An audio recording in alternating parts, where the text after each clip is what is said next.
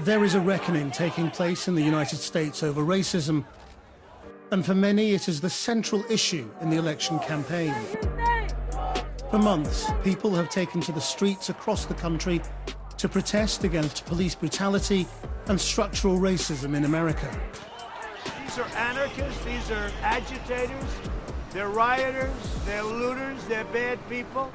Donald Trump has long been accused of ignoring the voices of millions of black Americans. Now we can reveal how he has actively tried to silence them.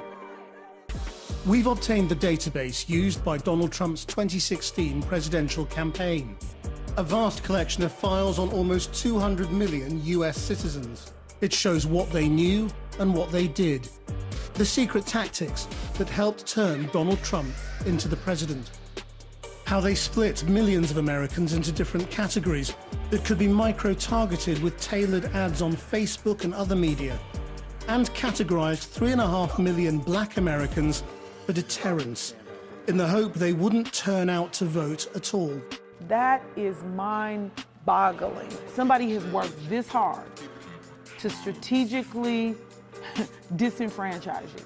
You know, we're in a world of data, but it's how the data is used, manipulated, and then the platform allowing for this to happen, which fundamentally to me is a slap in the face for every single voter. It was a strategy that preceded a collapse in the black vote in key states like Wisconsin that clinched the Trump victory. It may seem hard to believe, but Donald Trump's path to the White House actually passed right along Dr. Martin Luther King Jr. Drive here in North Milwaukee. Now, this is not Trump country, but 4 years ago, tens of thousands of normally Democratic-supporting black voters just didn't turn out for Hillary Clinton. And now we can reveal for the first time that many of them had been identified and targeted by the Trump campaign and its supporters. Their aim, not to win their votes, it seems, but to get them to stay at home on election day.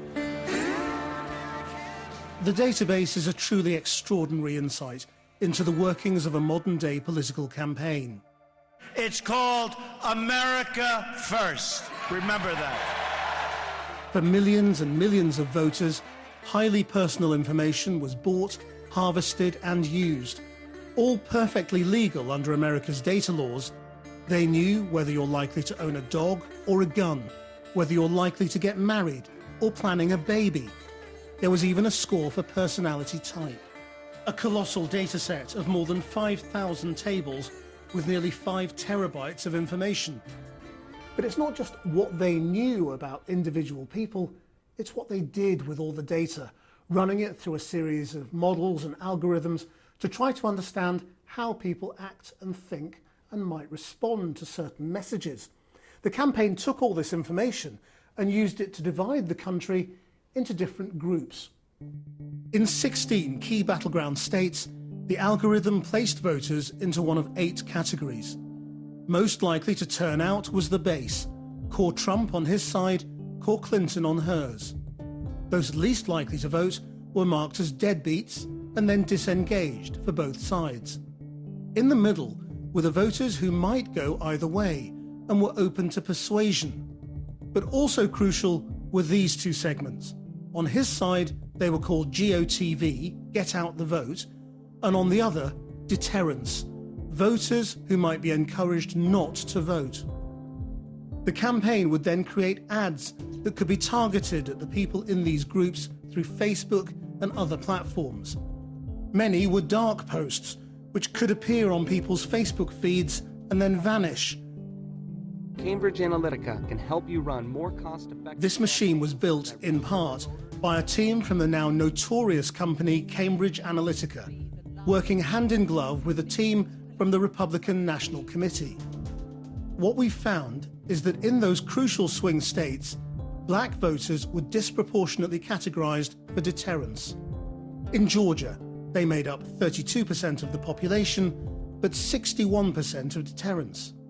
In North Carolina, 22% of the population, but 46% of deterrence. And in Michigan, 15% of people, but 33% of deterrence. In total, More than 3.5 million black voters were marked for deterrence.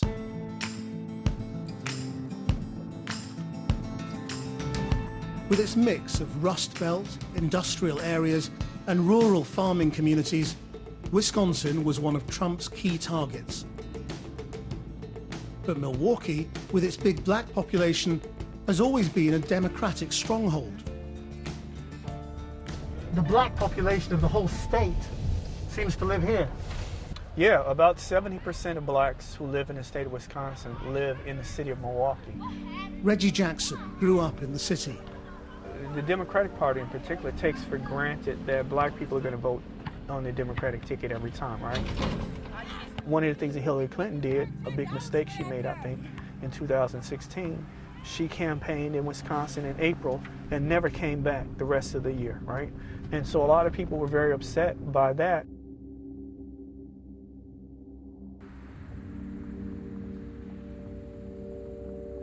On Election Day 2016, something unusual happened. Turnout among black voters in Wisconsin collapsed by 19%. CNN now projects that Donald Trump will carry the state of Wisconsin. He will win Wisconsin with its 10 electoral votes. He's cracked the so-called blue wall that Hillary Clinton had tried to create. The margin of victory in the state, just 23,000 votes. Afterwards, Donald Trump boasted that black voters had helped him to win. And I'd say, what the hell do you have to lose, right? It's true. And they're smart, and they picked up on it like you wouldn't believe. And you know what else? They didn't come out to vote for Hillary. They didn't come out. The collapse in turnout here in Milwaukee's poorest neighborhoods helped tip the whole state for Trump. A lot of that collapse was blamed on a new law passed by Wisconsin's Republican administration requiring valid voter ID to take part in the election. People argued that that was voter suppression because it disproportionately affected the poorest places. What nobody realized at the time was that by using the database, the Trump campaign could actually identify individuals on these streets who might be deterred from voting. Like other states, black voters in Wisconsin were disproportionately marked for deterrence. They made up just 5.4% of voters, but 17% of the deterrence group. More than a third of black voters in Wisconsin were classified as deterrence. We've come here because we've identified exactly how many people were marked for deterrence by the Trump campaign, and using the public voter roll, we've been able to match them and work out how many of them stayed at home. Take Ward 116. The Trump campaign was aware of 1,440 potential voters here. 80% were black. Almost half, 44% of the ward, was marked for deterrence. That's 636 people. So how many of those black deterrence voters actually turned out on election day? We went through the records. It was just 36%. Overall turnout in the precinct fell from 75% in 2012 to just 56% in 2016. And this wasn't restricted to one ward. Take these two back-to-back streets in Ward 111. 147 people were marked for deterrence by the Trump campaign, and on voting day just 60 of them turned out to vote. Many of them had voted for Obama in 2012, but this time they stayed at home. One of them was Annette Clinton. So this is what the file said about you. So that's you, isn't it, Annette Clinton? Yes, that's me. That's your address? That's correct. Now it says you're a nurse's aide. That's or correct. orderly. It said your income at the time in 2016 was between $25,000 and $35,000. That's correct. That's correct. And that you were a renter. Yes, that's correct too. So they had you down pretty well. So far, How do you feel about the idea that the Trump campaign categorized you and lots of other people as deterrents? I don't feel right by that at all, because they shouldn't have to categorize no one in order to get votes. Black people were disproportionately represented. There were many more black people on that list than there should have been, proportionally. What do you think that tells you? That the black community is target. You know, it shouldn't be like that, that they would use you and categorize you to make it harder for you to vote. Does knowing this change anything about how you feel about the last election? It makes me want to go out and vote more, actually. There were Annettes in street after street. In Ward 111, 41% of identified voters were marked Deterrence. Turnout fell from 81% in 2012 to 55%. Bridget and Tamara were also marked for Deterrence. What do you remember about the 2016 election and your feelings about voting back then? Well, actually, I didn't vote. I really actually never vote. It turns out that both of you were on a list held by the Trump campaign in which they profiled people who lived in these areas, and they had you down to be deterred from voting. Yeah. They didn't want you to vote. Yeah, and that's very wrong because you're prejudging people. And I'm very upset about it because you're categorizing me and you're saying who I am in your eyes, and I'm really no one because you're already saying I can't make up my own mind. Well, should we have a look at what they thought they knew about you? Yeah. Is that your birthday? Yeah. Yeah? Mm-hmm. And that's your address? Yes, it is. So this is you we're talking about? Yeah. Okay, then when it comes to your personality, it says you're not very open as a person. I'm very open. Most You're people very are very open. much like me. I make first impressions very good on the first. What do you think about the fact that they hold this kind of I think they're information? wrong because I think that what they need to do is meet the individual. They used to have you down as a core Clinton supporter. They thought that you would definitely support Hillary Clinton. And then they moved you into a group of people who they thought could be deterred. No. What do you think about the idea that people can be deterred from voting in a democracy? That's sad. That's bad. And they got to do something about it. Disengage, deterrence, a lot. Lena Taylor is a Democrat and a state senator for Milwaukee. Well, we can look here, for example, at ward number 160. Yes. And what we have here is the names and addresses of all those people and how they were segmented. But what's really interesting is that a huge number of these names were marked down for deterrence. So they specifically looked at those individuals and said, we are going to do everything to try to deter them and create ads that would do that. That is a strategic level that by no means did I know was existing. That is mind-boggling. I'm like shocked that they had in 2016 all the way down to we need to deter that one. Somebody has worked this hard to strategically disenfranchise you, to discourage you. What it should tell people is the power, right, of their vote. They are often the kinds of kids that are called super predators. No conscience, no empathy. Clinton already had baggage with black voters. Her historical comments on black youths were weaponized to damage her further. No conscience, no empathy. We can talk about why they ended up that way, but first we have to bring them to heel. Super predator messages were pumped across the airwaves, the internet, and into black communities. We've discovered the campaign spent $55,000 targeting the message at black voters in the state of Georgia alone. Manan Sabir was on the deterrence list and explained why he didn't vote. In my heart during that time, my thoughts was that she was supporting black men going to prison. I mean, let me show you one of the commercials, the Super Predators commercials. They are often the kinds of kids that are called super predators. No conscience, no empathy. I suppose what it means is some of those commercials that criticized Hillary, they were targeted at you. Oh, probably targeted all the way. Isn't it possible that some of that advertising influenced you at the time? it's possible that it influenced somebody, but it doesn't influence me. Like you feel confident it wouldn't have done?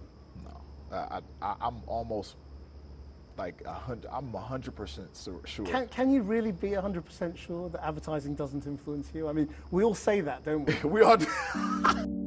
We can't know what effect these ads had on each voter that saw them, but for the first time in 20 years, black turnout fell. Brad Parscale was Trump's digital director in 2016.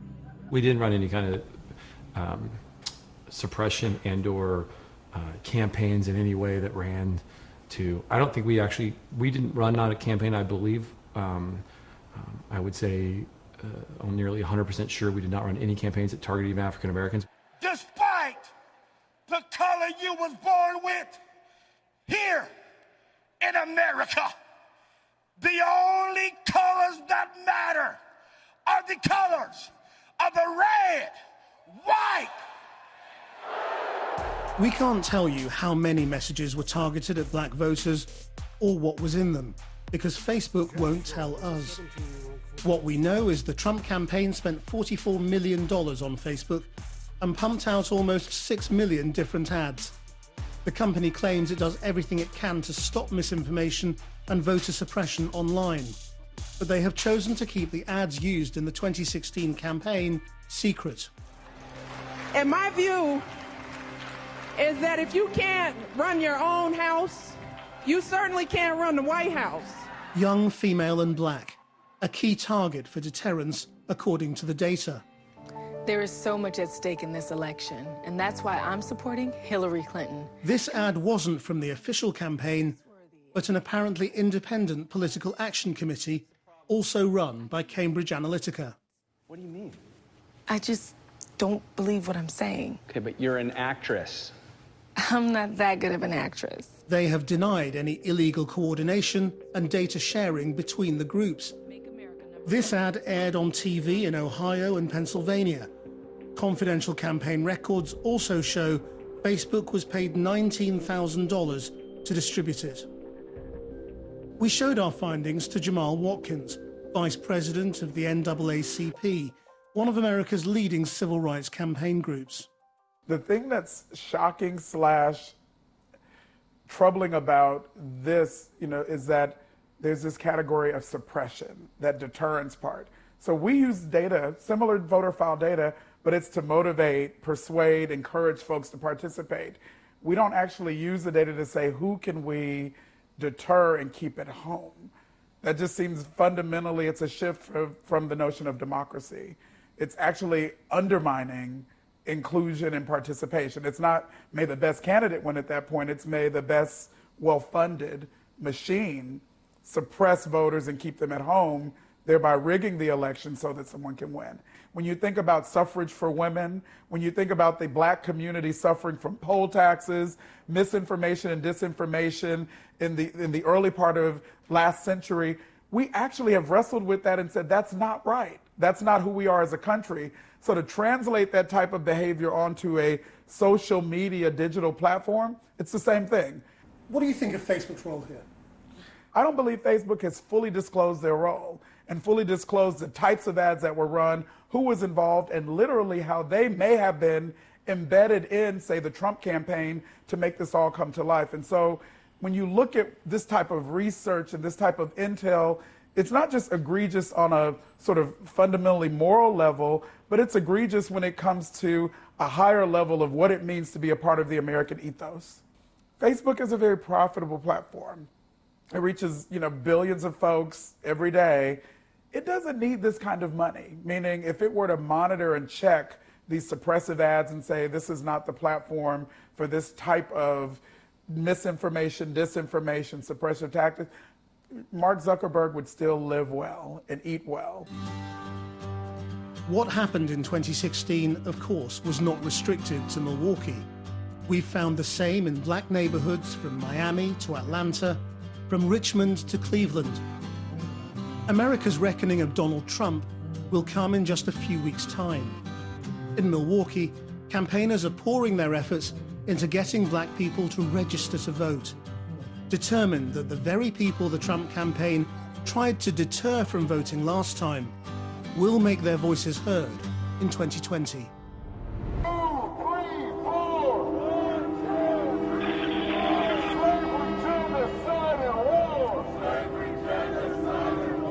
Donald Trump's 2020 campaign bombardment targeted directly at the Facebook feeds and social media of millions of Americans. Lawless criminals terrorize Kenosha. Joe Biden takes a knee. Biden striking often at one emotion, led to chaos and violence. Fear. Communities, not criminals. Jobs.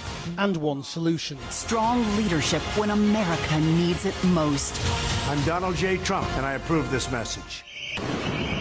We saw the fear and division here in Kenosha, a city in the swing state of Wisconsin. Jacob Blake was shot 7 times in the back by a white police officer, bringing protesters and vigilantes to town.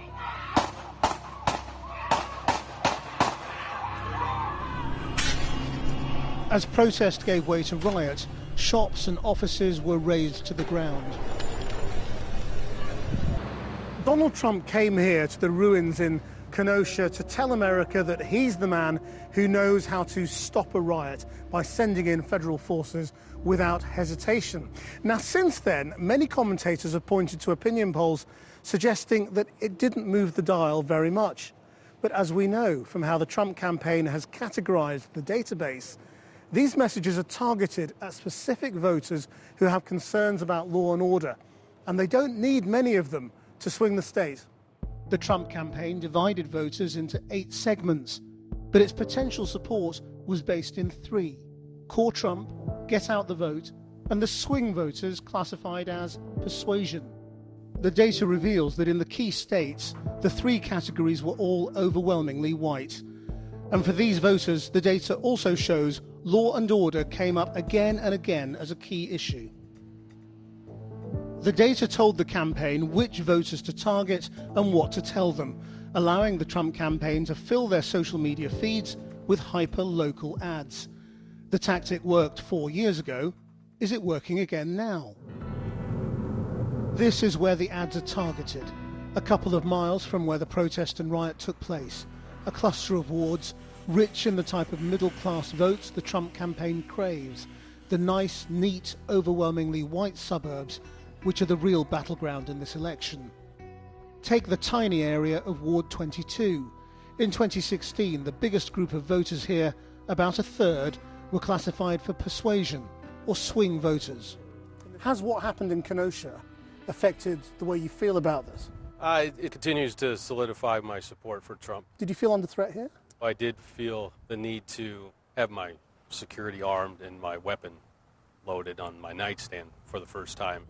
One of the few black residents in this ward is Raquel Bagley. In 2016, the Trump database had her down as a possible persuasion. Her partner was putting up new security cameras when we arrived. Makes you feel not safe.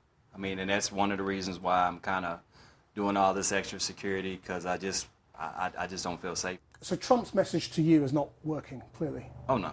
He brought more anarchy. It was more chaos. It made people in this community especially feel like they had to bring guards, armed guards at the front of our complex. Really? I mean, that's Yeah. You have people here with guns? Oh, yeah. Are you unusual in this particular area as people of colour? Yes. This is Ward 77 in Kenosha, and it's a very keenly fought area between the Republicans and Democrats. It went for Obama in 2012 very narrowly, and then in 2016, Donald Trump won it by just 20 votes. Now, the Republican database identified nearly 1 in 4 people in this small area as possibly persuadable to vote Republican. Are you Michael? I am. So is that you there, Michael Belcaster? That's me. And that's your address? Yeah. You live with Holly? That's right. Who are you guys? And the reason I have your names on the list is because we have a list of voters from the Republican Party from 2016.